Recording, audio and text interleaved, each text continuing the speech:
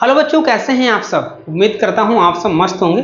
दोस्तों, मेरा नाम संजीव कुमार है और मैं आप लोगों को बताने वाला हूं कि जो मैं आपको वीडियो बता रहा हूं, ये प्रश्न जो समझा रहा हूं, ये आप लोग पूरा नहीं देखने वाले हैं। क्यों नहीं देखने वाले हैं? क्योंकि आपने देखा है कि गुरुजी के इस वीडियो पर व्यू कम है, साथ में चैनल पर सब्सक्राइबर कम है, इसलिए ये गुरुजी जो हैं वो अच्छा नहीं पढ़ाते होंगे।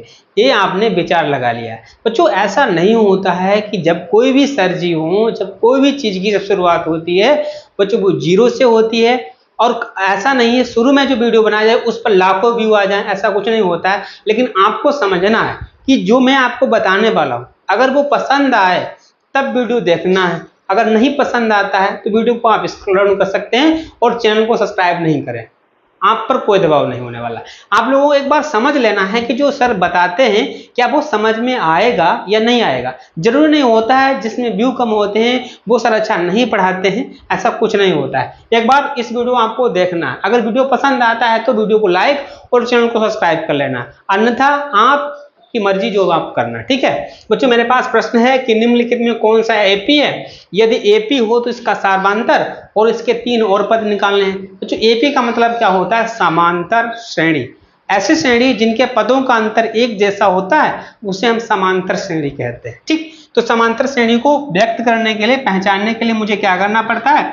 पहले बाद में हम क्या करेंगे, जो इसमें 4 पद दिए हैं तो पहले पद को हम A1 से लिख देंगे बच्चों। कैसे? A1 से। तो A1 का मान इसमें A दिया है और A2 का मान बच्चों कौन सा है? A स्क्वायर है। मतलब जो पहली संख्या है उसे A1 से लिखेंगे, जो दूसरा पद है उसे A2 से, तीसरा पद है A3 से। अब कि हम A3 से लिख दें, हमारा क्या हो जाएगा? A की पावर 3 और A4 इसका मान है A की पावर 4 है ना। 4 पद मेरे पास निकल के आ गए। अब मुझे क्या करना, पता कर लेना भाई ये हमारे पास समांतर श्रेणी है या नहीं। समांतर श्रेणी व्यक्त करने के लिए, पहचानने के लिए मुझे अंतर निकालना पड़ता है। अंतर को हम D से लिखते हैं, है ना। D फॉर डॉग, D से निकालना है। इसको हम अंतर कहते हैं या सर्वांतर कह सकते हैं। तो इसको निकालने के लिए हम क्या करेंगे, A2 में से पहले तो हम A1 घटाएंगे। A2 का मान बच्चों कितना है? A की पावर 2 माइनस, और A1 का मान कितना है? A, है ना।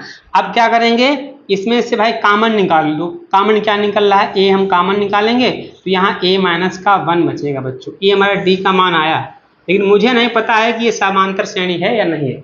अब इसके बाद में दूसरी कंडीशन है, अब अगले पद में से फिर घटाएंगे, है ना। तो भाई अब क्या करना है, फिर से एक D निकालेंगे, कहेंगे अब की हम लिखेंगे A3 माइनस का A2। अब A3 का मान A की पावर 3 है, A2 का मान A स्क्वायर है। घटा दो, इसमें भाई कॉमन क्या है? A स्क्वायर कॉमन है, तुम्हारा A माइनस 1।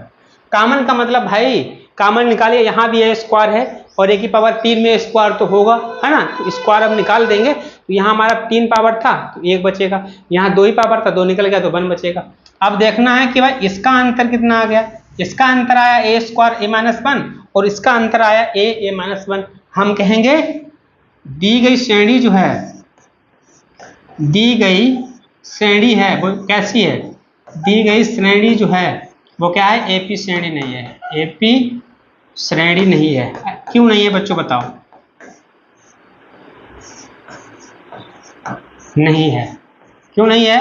क्योंकि इनका जो अंतर है, सार्वधातर है, वो एक जैसा नहीं है ना। यही हमारा इसका फाइनल आंसर आ जाएगा। इसके बाद मुझे कुछ भी नहीं करना है, ना इसे सोल्व करना है, ना तो इसके अगले पद निकालने। क्यों? ए बी श्रेणी होती तभी इसका सर्वांतर या अगले 3 पद निकालने पड़ते, ऐसा है ही नहीं। तो इसको हम यहीं पर छोड़ सकते हैं। ठीक है, उम्मीद करता हूं अब ये वीडियो आपको पसंद आया। अगर वीडियो पसंद आया है तो वीडियो को लाइक और चैनल को सब्सक्राइब करना, अन्यथा आप वीडियो को स्क्रॉल डाउन कर सकते हैं या स्किप कर सकते हैं।